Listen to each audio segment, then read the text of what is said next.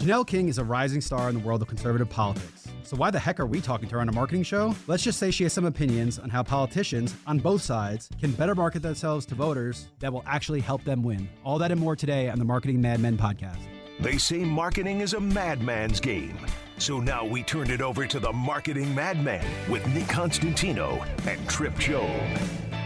Happy Saturday. Welcome to the Marketing Madmen. Trip Job and Nick Constantino here with you again. And we're going to have some fun today. You know, a while back, you kind of led the talk on politics, and I didn't get as much chance to jump in, which was probably a good thing. But I'm excited today to maybe get to share some of my views and see. You know, I think I've had the longest reign of seeing how politics are marketed than anyone in this room. I might have voted in more elections than the two of you combined.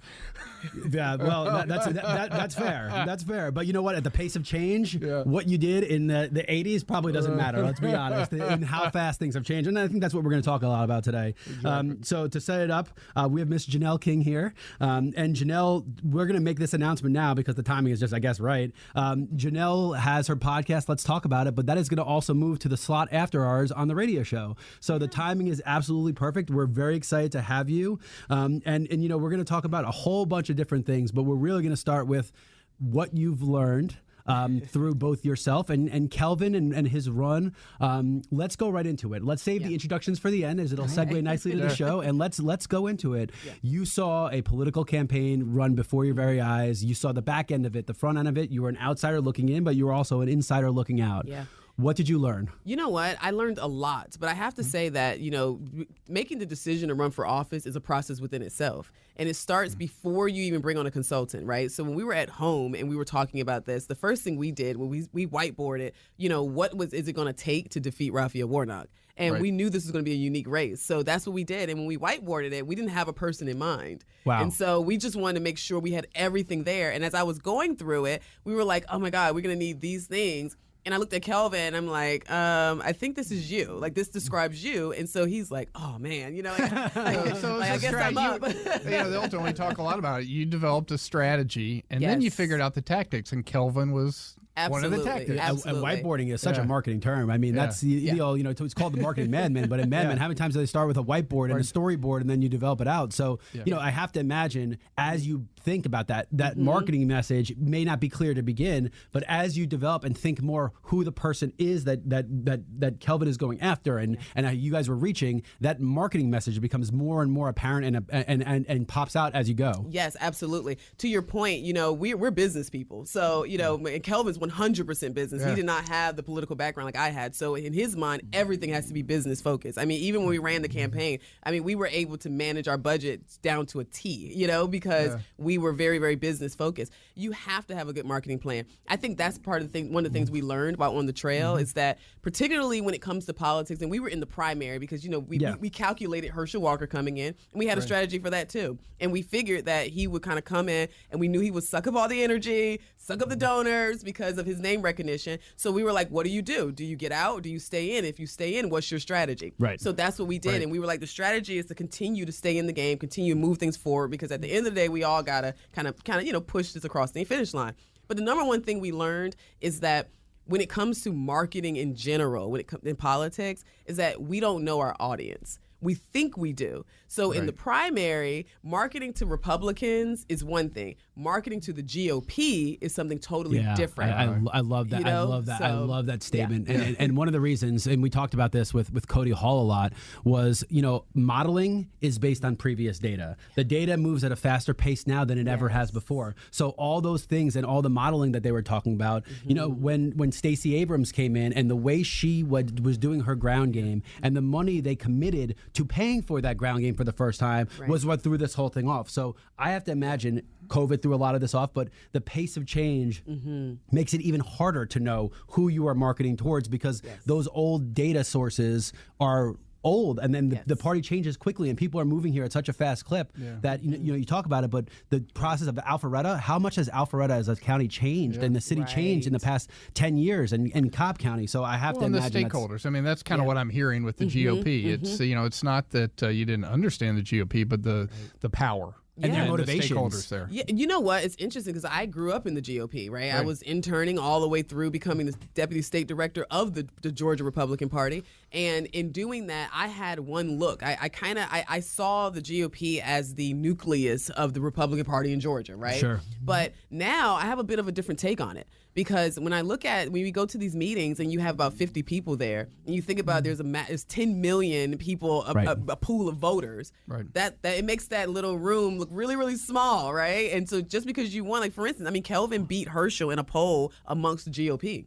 Wow. So that ought to tell you something. And isn't it interesting the motivations, right? Because the GOP as their whatever they are is probably very different than the representation of the voters in which that they do represent, Very much and so the different. motivations of who should win and why. And I have to bet that a lot of those people that are representing the GOP have been there for a very long time. They have. And the bureaucracy has settled in, and their decision-making process, I'm not saying it is altered or not clear anyway, but it is different than someone who's trying to get action quickly. That process is different, I'd have to imagine. Well, I would say at one point, yes, they have been there for a very long time. But then we had President Trump's era come in. And now we have a lot of we have the Trumplicans is what I call them, who are the new conservatives that kind of came in, who were just a Democrat yesterday in some cases. Wow. Some were, a lot of them had never voted before. And I praise Kellyanne Conway for this because she found a group of voters that, were under, represented. It was typically in the low income white communities where they just felt like, well, I don't vote, I don't participate, I'm not seen. They needed a and champion. She gave them a it was platform. kind of that they Rust needed a Belt. champion. They needed someone to represent them, which was a great marketing plan. Man, if you could find those spots, those pockets of people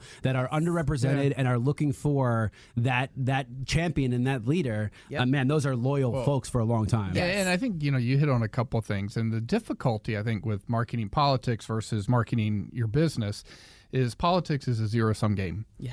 So you can do the right things. You can know that the big, competitor, Herschel or whomever, is going to come in and take some. The problem is if you're a business, if you find that right niche, you can still probably coexist. Yeah. With the primary, guess what? It's one or none. It's one or none. And to your point, it's like I was saying, that poll that showed that Kelvin beat Herschel within the GOP, right? Those are the people that are the most highly engaged. But then I remember we went to another county and we were at a fair. And the GOP had a table at that county GOP had a table. And people that were walking up were not people who attend GOP meetings. And they were grabbing a Herschel sign, and they didn't know who Kelvin was, right? Because we, obviously, it takes a lot reach. Anyway, when Kelvin would talk to them, they were like, "Oh yeah, I really like you." And then we'll ask, "Well, why are you supporting Herschel?" And they were like, "Oh, because I know him." And we weren't offended. We were not offended. Sure. Because we understand that does play a factor. That's part of It's marketing, reality, right? It's the right. reality of it. And you can't overcome that in some way. And that's always been part of marketing. That's always been part of Absolutely. politics, right? Yep. You're talking. Let's go Reagan. I mean, you're voting for people that you can talk about any of these guys, really. Yeah. But I'm curious. When you saw that kind of manifest itself, right? One of the things we always do is we get comfortable in our own circle, and we only think about things through the guise of your circle. How did you separate yourself from that and look from that outside in and say, oh my goodness, we have to go get these people. How do these people know? You know what? It's interesting. So we didn't. We stayed the course. One of the things that Kelvin said, you don't deviate from the plan. So even when you realize that something, now if it's catastrophic, right? But there was no way we were going to be able to reroute the plan in order to overcome this what we saw, right? So, but he's about running through the finish line, right? You stay, you run through the finish line, and now we are seeing residual because there's so many people that are messaging him. Now, obviously, we didn't know the outcome was going to. Well, I can't say we didn't know the outcome. That wouldn't be true. We did know. I mean, we were telling people we didn't think Herschel would be able to beat Raphael Warnock, but now that happened, we're getting so much information. Right. People are contacting Kelvin like, well, who is this? And people started, even in the general, researching all the other candidates. Right. When they saw it coming, Wow. And while you wanted to win in year one, the reality is this may be a 5 or 9 year race. Exactly. Well, and now all those people become organic supporters. And there's a difference between paying for and campaigning towards people and having them become organic supporters. And one of the things I think so important to what you said, especially about marketing, stay the course. If you keep altering and you keep changing, then the problem is that if you market for 6 months, say, and then all of a sudden you stop, you might see those effects 3 months down the road, just like you're seeing now. So by staying the course and being consistent, you're seeing residual effects that had you changed, you might not even have been seeing, which is very similar to marketing and what we preach on this show. Well, discipline and patience, right? That's key. I mean, it's key. If you want to produce any type of outcome, you better have some discipline and patience, and you cannot set your end goal date. Which is so hard nowadays. It's so hard nowadays. One of the things Cody was talking about was it has become the biggest circus act of the primaries is who gets the most attention, who goes, which has actually hindered parties moving forward because they spent all their resources and time on this dog and pony show for the primaries that when you actually have to go for the election, people are so divided and so broken up that it becomes harder to win the actual election. So what did you see? What was, obviously the different parties and everyone had their own style, but what did you see? Were people themselves or were they playing a character they thought they had to be? How did that look? Oh, yes. So I'm known for, I just keep it real. I don't know how not to. I wouldn't have asked you the question if I didn't expect a good answer. Because I don't know. I don't really have good, short-term memory. So if I'm lying about something, I'm not going to remember it. So I gotta keep it real. I do believe that there are people who are playing this game. I hate to see it, but I do see it. I hear people saying things that I don't think they actually believe in. I've had people come up to us and say, you know what, we actually voted for you, but I can't tell anybody. Right. I mean, there was just so many things that I'm hearing, and it's really hard to listen to because you know that they are that they want to eventually be comfortable, and eventually you will. That's the part I'm trying to tell.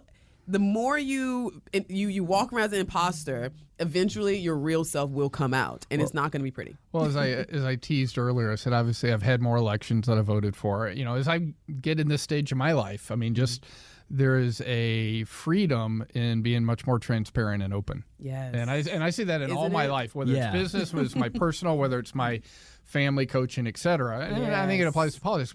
But let's face it, we're all biased. We all have influences. We all worry about what other people think. When you get to be 56 like I am, it's it is freer to speak your mind. But when you're on the public stage, some people don't have that courage to do that, and I think that's something that when we come back from the break, we'll dive into that about how can politicians market better and how can they be maybe true to themselves.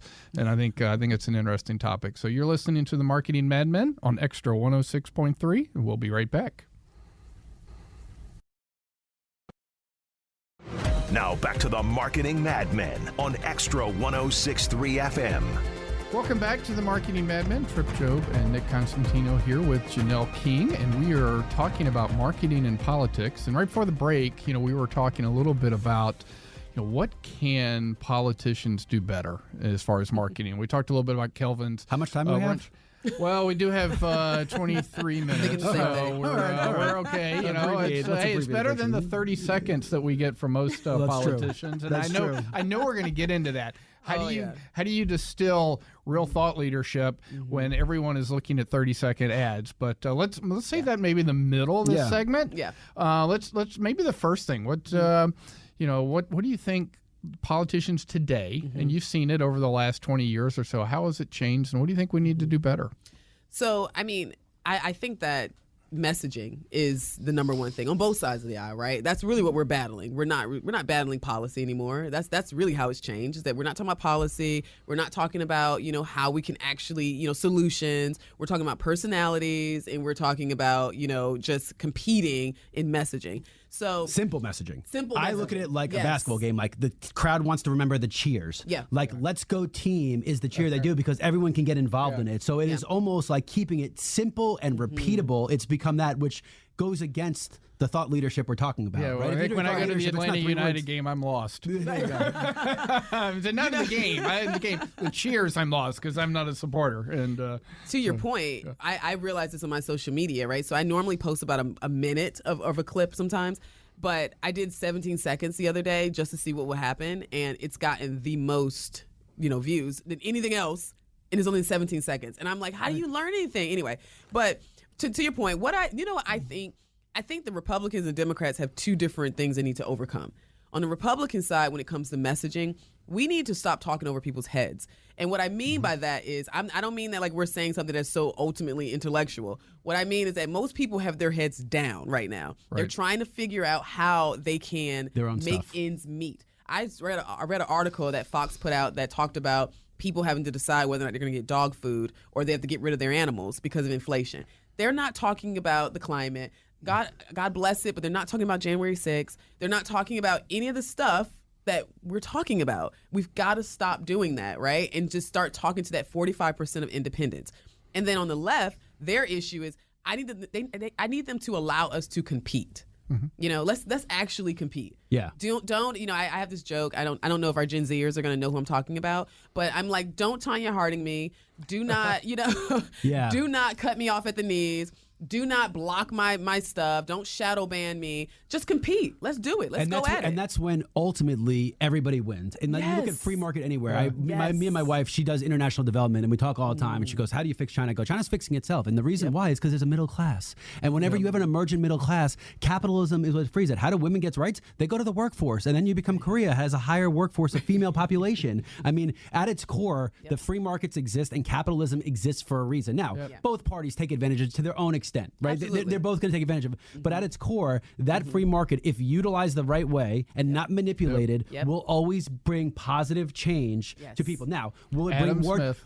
Well, don't even start with that, because there's many podcasts about Adam Smith, because he was actually, in everything he said, he was about the moral compass of man. He was actually a psychologist, and he talked as much about top-down economics as he did saving the guy in the bottom. So that is a huge debatable topic, and shoot, we're going to do a whole episode on that. Because both parties maybe use Adam Smith to their advantage. Janelle will do it and bring us on. Both parties use Adam Smith to their advantage for the wrong reasons. Well, and that's there's what politics does. There's a whole Chicago School of Economics. The University of Chicago School of Economics screwed Adam Smith up for the country, the way they spoke about him and what he did. We'll save that for another time. You threw me off guard. But those free market economies, I agree with. Now, that being said, so let's talk about messaging, because the messaging is important. So they're marketers, right? Yeah. You're marketing your party, yourself. You're marketing to a federal base, a state base, many different levels here. Yeah. So let's start with federal, okay? What do politicians themselves have to do to market themselves better to their own parties? And let's keep it broad, but you have the experience to speak to their own parties. Tell the truth. Just tell the truth, right? Don't sugarcoat it. Don't try to wrap it up in a political message. Don't try to tell people that this is what you think we should mean. Just tell the truth. Give me the truth, right? If I don't like this person for whatever reason, I don't like this person. That's what I believe our younger generation's craving, right? Is that they don't want to be parented. And that's what we're seeing happen. I don't want to be parented. I'm a Zennial, I'm a little bit in the mix, a little bit of a Gen Xer, a little bit of a millennial, but I cannot stand feeling like I'm being parented. And when you have these big politicians saying, "Okay, I know what's best for you," that's where the messaging goes wrong. Just tell the truth, right? Just say it. I don't like this. I mean, I agree with Trump here. I hate when he does this. I think he's crazy when he does this. And then people will at least respect authenticity. Authenticity. Are they prepared I think for it, authenticity, one of the tough things with politics is, look, I have changed my opinions on a lot of things in life, especially the more debate you have. Right. But in politics, we go back to, but he voted this way or she voted this way 6 years ago. Now he's a flip-flopper. No, I'd rather have someone who's authentic and say, you know what, I got more information or things changed, and now here's why I feel this way. Yeah. But you almost never see that in politics. Absolutely. I think the key is explaining how the transformation happened. Wait, what was that transformation process? Because if not, you'll get like a Joe Biden who will, say something that's completely ridiculous or completely outlandish. And then you're like, wait a minute, just yesterday you said this. And he's like, okay, I changed my mind. Yeah. And I think that's all right. I mean, that's within the course of changing your mind and learning. Within the course of a campaign, right? Yeah. Look, you're not going to you're changing for messaging and politics only. But as someone who's been in Congress or been in this Georgia House and things like that, over time, I think you can. Hopefully, we're learned enough and open enough to evolve on certain things. I'm going to go down a rabbit hole and counterpoint this one. I'm going to play devil's advocate here. So I consider myself at its core to be a libertarian. Okay, I want government out of my business. I know myself. I can make the best decisions for myself, my family, with anything that I want to do. Whether it be if I want to go take drugs and disappear for a weekend in the woods, then I can go do that because I'll come back to work on Monday. Whatever the case may be. But you do that. Well, whatever the case may be. But the point is that I unfortunately believe two things. One, that the majority of the population cannot be libertarians, that they do want to be told what to do. Yep. And I also believe that politicians prey on that for multiple reasons. If they have 80% of the electorate distracted with all these things, then they can do whatever they want to. And if until we get rid of term limits and have third parties, then it is about that sleight of hand to distract people bombastically, to distract from what's really going on. So if I was to continue down this, and I'm going to stop it because it could keep going, I also believe that the parties are much more in cahoots than people think, and that level of distraction exists for a reason, to keep their duopoly on what is going on, which again, if they were more honest and they were more, I also lastly believe that most people who you were targeting that can speak for themselves lean pretty towards the middle. They believe in fiscal conservative and social liberalism, and I believe that's where most people lie. If that was really the case, that itself would be your third party, and that would screw the other two, so they'll never let it happen. And I also think you've been in the you've been in the GOP, and I truly believe, because I've seen it, going back to the 70s, and I think there are parts of the party where there are 3 or 4, whatever, in Congress that are all the way at the right end or the left end, and the GOP and the Democratic Party want that. They don't want everyone over there, but they want someone out there to set whatever that limit is, set that edge. That's a good perspective. I happen to think, and it kind of ties in two things. So I loved your going down that rabbit hole, because I'm with you 100%. Term limits has to happen, and I'm all for bringing back a third party, because it just creates natural competition, and we need that competition.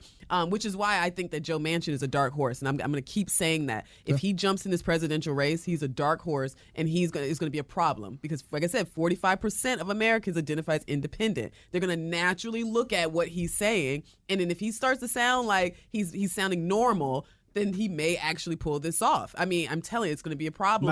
My only concern would be, and this is just me being ignorant and a New Yorker who thinks less of other people, having somebody from West Virginia run this country is terrifying to me.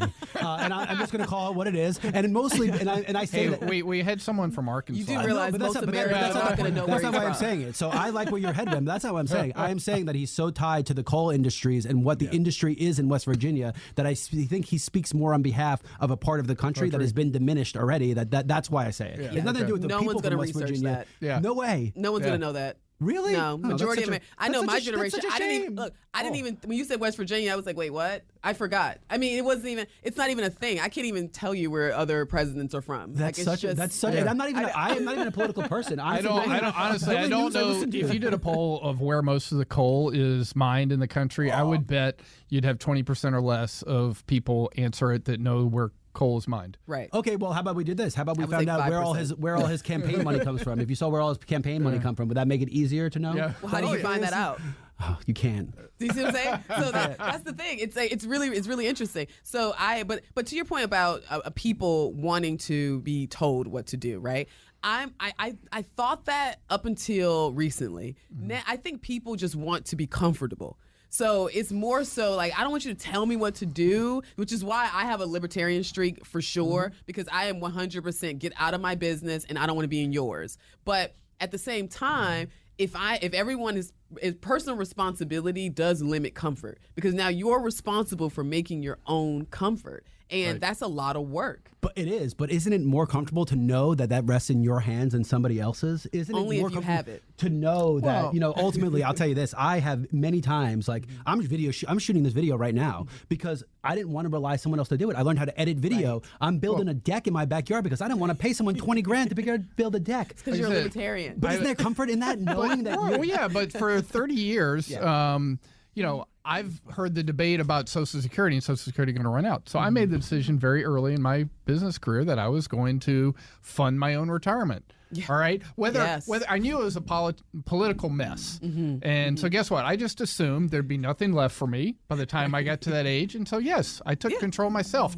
And if I get it, great. It's a nice, small little windfall. Yeah. But can we? That's independent. That's independence. That's taking it into your own hands. And I think, again, I would prefer if the politicians spoke to those people. I just don't believe it's ever going to happen. You know what? It's going to happen with us. So Kelvin and I started Let's Win for America Action because we were tired of listening to bad messaging to non-traditional conservative voters. Yeah. We were so over it. It's not just minority voters, but it's just people who, like young people, right? I mean, I wouldn't want to join this party either if I was listening to some of the stuff that they were talking talking about, right? Either party. I mean, you wouldn't want to join either party if you listen to it. It has nothing to do with you. No one cares. No one cares about any of that stuff, right? I just want to vote for the best person. And, people ask me I said, I'll vote for the best person. I've probably for the last 12 years not voted straight line party. And I probably won't ever again. That's not a bad thing, man. That's not a bad thing. No, I mean, it's We're not going to shun you, and I'm not going to call you out. Because guess what? Both parties have bad candidates, and both parties have some good candidates. So great segue here. Okay, so how do the parties reach across the aisle? Okay, so we talked about how, as a Republican, you market to a Republican, a Democrat, Republican. How do they go across the aisle? How do Republicans bring that conservative message of more, fiscal conservative? How do you get that across? How do we get the other people to go on the side? Because ultimately that middle is those people who are the most likely to flip to the other side, right? You're not going to get a Green New Deal person to go over to the Conservative Party, and you're not going to get a Trumper to go over to that side. That's not going to happen. That middle of the bell curve is where this is going to happen. Right. So what do we do? How do you market better to the other party? I say number one, we got to stop marketing to the bookends of everything. Right. And then, so that's number one. And then number two, I say we need to trash political data and bring in consumer data. Like, pay attention to what the consumers are consuming, because that's what you're putting in. Whenever I post something on social media, you're not posting it to the political points, the political voters. You're posting it to consumers. Give me an example of consumer data. Like, what are you talking about? You're talking about like CPI, consumer price index numbers. What kind of data are we talking about? So, for instance, right, let's talk about Gen Zers, right? Gen Zers care a lot about, and we actually talked about this on another radio show, that they care a lot about what's happening in the world and feeling like they have a purpose and feeling impactful in the world, right? Yeah. So that's consumer data. Politicians won't know that. They're not going to know that, right? They're going to look at, what they're clicking on is, mental health issues. So we need to talk about mental health. But it's a great point. But if you look at like shoe companies, modern shoe companies, they're all putting sustainability and all those things. That's consumer data. Yes. If you paid attention to those little trends, you could probably craft a good political message. Right. And you're also ceding some power to the corporate machine by not talking about that. Right. So we're going to talk about, like, for instance, so if with Kelvin and I, we're going to be putting out short videos and things, but one of the things we're going to eventually talk about is equality versus equity, but how it's sustainable. Which is the sustainable option. Because if you're all about really sustaining America, then why don't you hear what's the sustainable option when it comes to working with people in minority groups, and how do we close the wealth gap and all that stuff? We got to teach it, and we got to speak the language of the consumer and not the politician. And we have to do it for a long enough time. It's not going to happen in 30-second blips. I mean, you start that way, but it's got to do it over and over and over again. Well, we have to. Yeah. I mean, right now, I think they said on average we're at a 3-minute attention span. So, on a good day. We kind of have to do it kind of quickly. But I must say that I do think that Democrats have jumped on the consumer part of this much faster and sooner than us. And I will say, from what I understand, one of the problems is that Republicans, conservatives lean on economic data, like economists, which is, again, you're talking about speaking over someone's head. Right. I mean, raise your hand if you passed economics, because I don't know a single person. That's my major. 66 was the average score. I have a feeling that you passed it. I was an economics major. So, 66 was the average score, and I got an A all the time. I mean, but what I'm saying I got is, a C. If you look at talk about speaking over someone's head, economics is one of those things that is over everyone's head. And it's not looking at CPI and economics data. It's looking at trends and consumer trends and trying to get ahead of a consumer trend. Right, you're forecasting. I joked. Another thing I joked with Cody was, when I knew politics had changed, is when I saw Obama's ad in a video game. Just think about it. You want to talk about consumer trends? Well, 60 million people are playing video games. You just got a free billboard in there. Yeah. There's got to be something there. That is consumer trends. And I would agree with you that the Democratic Party has done a better job of applying those trends and capitalizing those trends. So how do you decide, you think, what's going to be the most important? So consumer trends, we can talk about, what's the economy doing for me? That's one. All right. We talked a little bit about equality versus equity. I love that kind of dynamic. I think a lot about the last year, and it did come into some of the election, is, let's just call it community safety.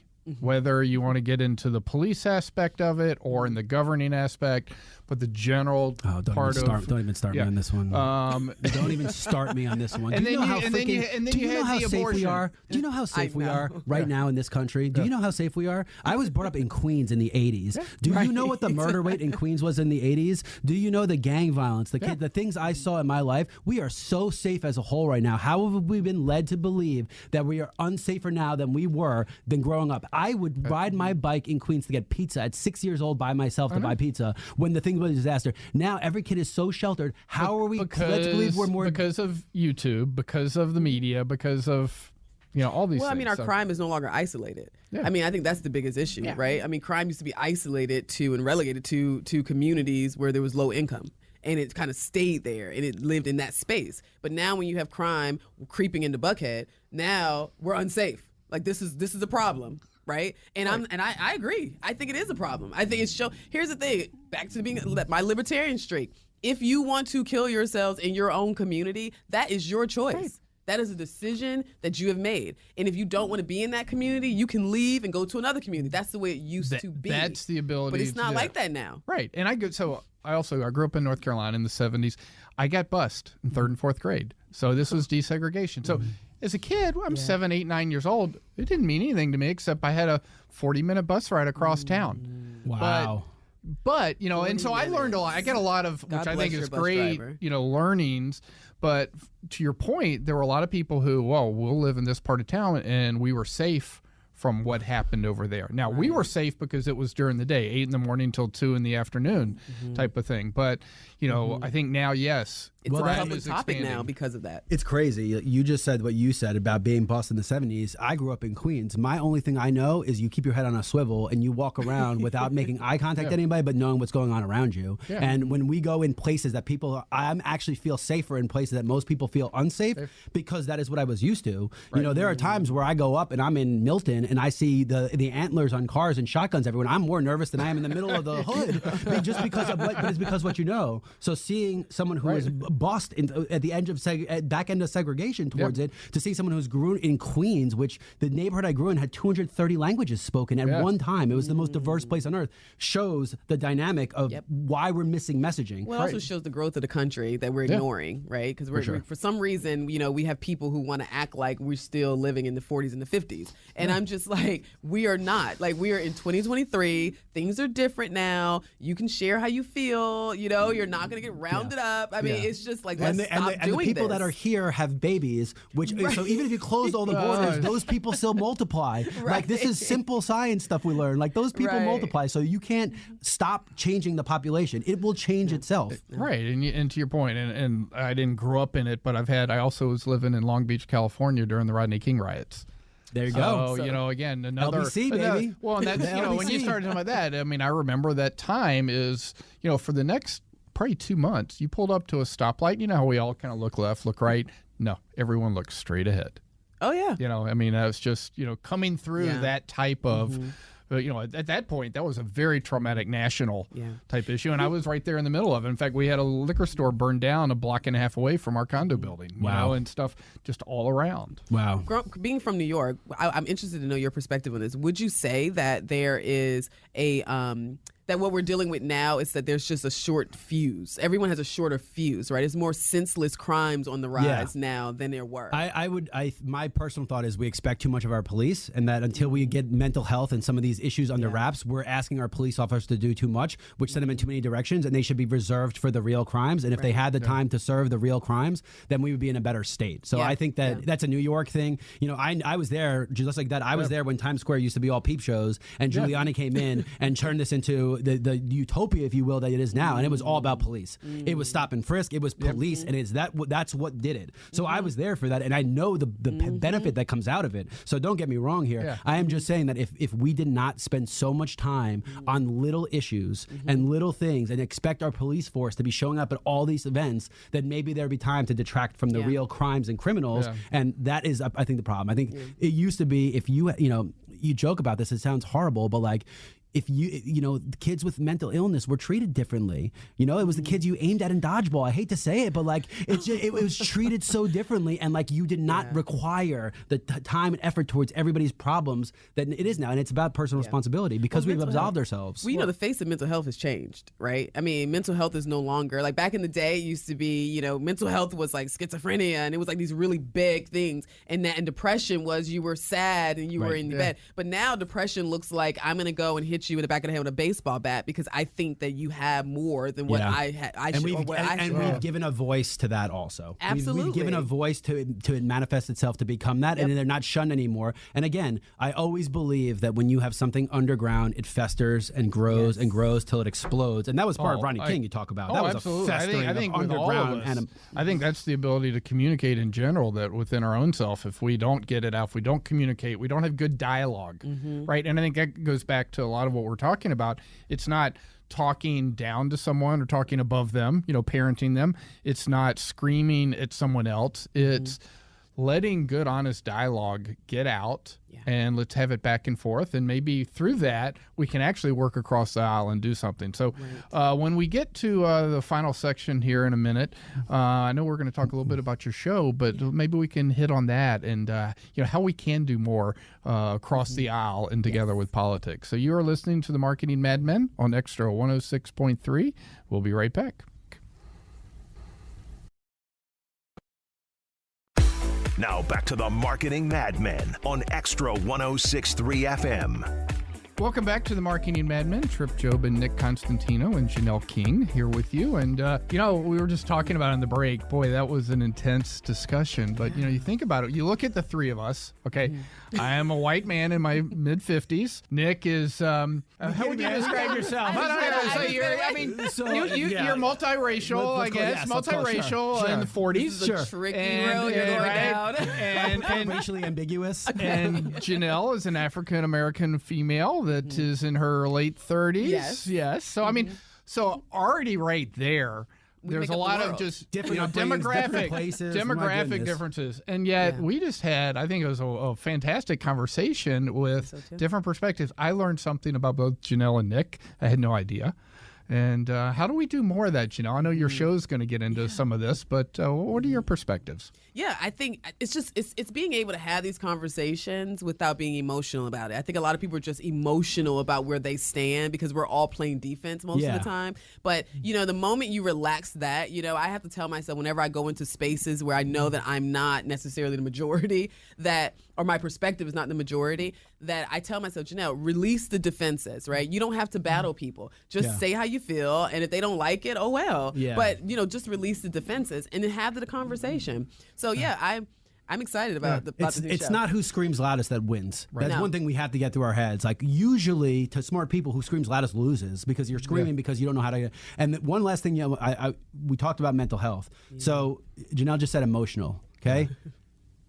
You should have emotion in everything you do. Right. Okay, I think that's another one of those stigmatized words. It'd be emotional, and usually, unfortunately, and this is because of my very feminist wife, she's taught me, it falls on women more. You're emotional. Well, what's wrong with showing emotion? Being passionate about someone, jumping out at something is important, but your emotions can't manifest themselves against somebody else. Your emotions should be towards somebody, in conjunction with somebody, not against somebody else, because those emotions also become the bat to the back of the head and all these terrible things. So emotion is incredibly important in everything we do in life. That is how you find passions and you love things, but your emotion is contained. Oh, for sure. Just like most times you're not. It's a difference between, I'm a woman. I love that I'm emotional. I embrace it. As a conservative woman, I'm not a feminist at all, but I embrace it. And I'm like, I don't understand why we don't. However, it's a difference between being emotional and being emotionally led. And that's where it becomes a problem. Because when you're allowing your emotions to inform your decisions,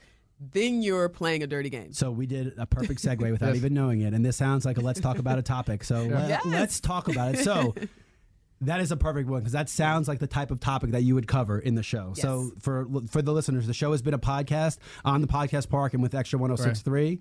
Janelle has kicked so much booty that she has taken over the radio show right after ours. So after this show, you're going to go right into Let's Talk About It. So before we do that, Let's talk about it. Tell us about the show. Tell us about how you had on, and tell us the plans for now that you got this big time radio slot. Oh man, I'm so excited. I'm so excited because so my podcast, the full episodes typically run pretty long. So the radio show is going to be a condensed version of all of my podcast. But the topics that I'm going to be talking about, I call these like the rabbit trails. So I look at the podcast as as me establishing the core base of who I am, and that's kind of what I did last year. Going into this year, we're talking about topics that are on rabbit trails, right? So we're going to be talking about queer theory. We're going to be talking about just business topics. But this next show that you're going to be listening to is going to be talking about our rights. The Constitution, Bill of Rights, from a millennial perspective. Because I have questions. There's things I didn't know. I love listening to bloggers and people who talk about things from like TV shows and stuff like that. So the guest that I'm bringing on is someone who's he's a historian. Got it. And he knows a lot about the Constitution, Bill of Rights. But I want to know, what were they arguing about? That's amazing. Like, who was behind this? Amazing. What was their personality like? Were they drunk? Like, I have real questions. Right. And why does something 250 years ago apply today? Yes. I love the topic. Why do we need to know it? I love the topic, mostly because like we only pick 3 or 4 of the rights to talk about, and there are thousands of them. I mean, there's a Bill of Rights, and there's a certain amount, but we talk about 2 or 3 that were like, well, freedom of speech, but like freedom of press thrown in the garbage, and right to bear arms. I mean, those are the 2 that come on more than anybody. That's not even the Big Ten. I know. I mean, that's part of the Big Ten, but there's over 200 something plus amendments, right? Hundreds. I know. And I think just from this conversation and what I know about you, your goal is not to preach about this stuff. Your goal is to spark conversation from the guise of what you know and who you think needs to be spoken to give people a different way to think about things. Is that right? Yes, absolutely. I've been talking about this because it was such an eye-opening moment for me. But I talked to a young girl who was leaning Democrat, and she said to me that she didn't know that we were a constitutional republic. She had never even heard the term before. She just knew we were a democracy. And I was like, we're not a democracy. That's the reason why we had the American Revolution. But we can get into all of that, right? Yeah. So I'm going to break that down in a way where my generation can understand, because a lot of times we talk about things and we use terms and like, what is ratification? I don't think most people know what that even means. And how do you do it? So, I mean, so I'm like, I'm going to talk about that means stuff we're like failing that. our kids in school. No offense. We're too distracted with teaching these kids stuff that they don't need to know, that they're not learning about. Those are things you learn in history and all the way through in social studies. I mean, my goodness When you gracious. have government class, I remember in high school, the kids had government, but half the time they were spending more time on foreign government. Yeah. And there's a point to understand the differences. Oh, yeah. But we didn't spend enough time on the our government. If you don't understand the British government, you'll never understand American government, because what we were left and what we fought against. Right. So I see both sides of it, but I do think that we are just teaching the wrong things. If most people don't even know what ratification is, we are in big trouble, because they're voting for the people that ratify those bills. And as the country gets bigger, the individual rights of people to be involved in the democracy are shrinking, not growing, because they're hiring people, in theory, to be their representatives who are ratifying said bills. And if they don't know what ratification is, we're screwed. No. And as we talked before, with no term limits. So. Oh, absolutely. I mean, I ran a test with my husband. I said, can you name the founding fathers? Can y'all name the founding fathers? Some. Do y'all know? Some. I know. So that's. I mean, there's just little things like that, which is really interesting to me. And when I did a deep dive, I'm like, these guys are pretty cool. Yeah. Like, I mean, they were humans. I mean, we make them these deities almost, right? And in politics in general, on both sides of the aisle, we have deities of leaders, but no, they were human beings. They had flaws and was really battling to get things done. Go to Monticello and see Thomas Jefferson, and you want to see what flaws are, because some of the story, and again, some of those stories, I think some of those things are a little bit show on Thomas Jefferson, a little bit about mythological. Some have, like the amount of slaves and how many he commingled with. Who really is keeping? I mean, would I love to see it, but I think one of the problems is also it's a headline. Yeah. Everyone's trying to grab a headline. So the headline is Jefferson owned slaves, and what did he do with them? Not the whole story with the context. And wait till I start talking about the black slave owners. Well, God forbid. Well, I mean, the key is... it's happening. Yeah. It will be happening. Just like in society, there were slave owners across... Everywhere. It was an industry. The country. And not only just the U.S., obviously look around the world. The slave trade came here. Right. We didn't start it here. It came with the people that came to America. Yeah. So anyway. Well, okay. yeah, let's, if you saw the people who started it, we would have a different discussion. I feel like that one, we'll save that for you and your show. Yeah, all right, so with the last, what do we got? 30 seconds. Yeah. Okay, so give us a sign off and get people ready for the show. Yeah, well, thank y'all so much for just allowing me to kind of give this. I'm so welcoming everyone to come and listen to Let's Talk About It with Janelle King. The Rabbit Trails is what this will be called, as we go and do deep dives into the major topics and do it in a fun way. So join me. Nick, anything from you from today? That is it, my man. This was awesome. Yeah, this was fantastic, Janelle. Hopefully, maybe you'll have Nick and I on, and we like to kind of cross-pollinate back on your show and be able to keep the dialogue up. I think it's so important. That's just, whether it's business, whether it's politics, that we do have that dialogue. We learn, we educate each other, and maybe we can, have our own opinion. So for the Marketing Madmen, you've been listening to us on Extra 106.3, and guess what? You are going to now be listening to Janelle King, and every Saturday, it's with Janelle King. So thanks again, and we'll talk to you guys next week. Awesome. A lifetime of hard work. Children laughing in the kitchen. Family photos on a restaurant wall. A legacy that lives on. It all comes from the power of a conversation. Like the one Tommy Hall had with First Horizon Bank about taking over his father's Charleston-based restaurant business. Now the table is set for a whole new generation. First Horizon Bank. Let's find a way. Go to firsthorizon.com/Tommy. First Horizon Bank, member FDIC.